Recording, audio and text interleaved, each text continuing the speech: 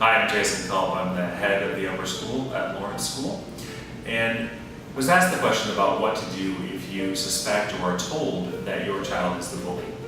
And that can be a very difficult conversation for any parent to have, and the knowledge can be painful.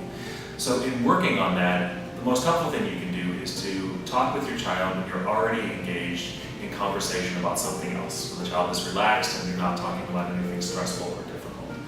And then if you ask a child directly, are you bullying this student at school? They will say no, because students may define it differently than you define it or the school defines it. So the helpful thing to do is to ask, tell me about your relationships at school.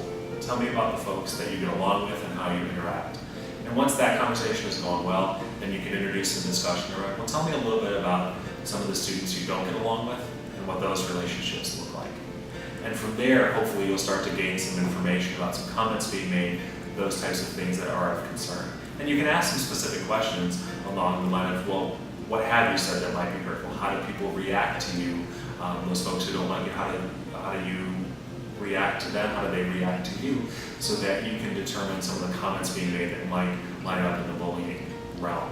I don't think it's helpful to identify right then to the child that it's bullying behavior, as they may become defensive and anxious, but rather take that information, think about it a little bit, and then I would process with the school to get more information, particularly if the report about the bullying came from the school.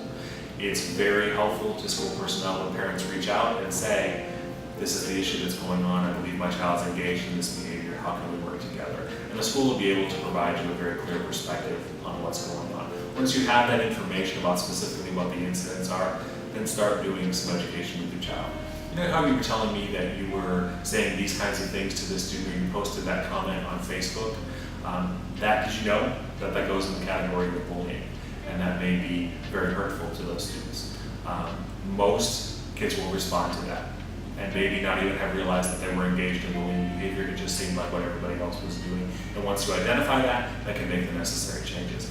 If you have a child who's resistant to that or who continues in the behavior even after that discussion, then you may need to look for some support either with the school counselor or with a private counselor that you're working with to help the child make the connection between the behaviors you're talking about and the definitions of bullying. It's also very important as a parent, if you suspect your child is engaged in bullying behavior, to get access to their online accounts and look at what's going on. What are the postings on Facebook? What are they saying on Twitter? Because that's where you'll find the majority of the bullying behavior is emerging at this time.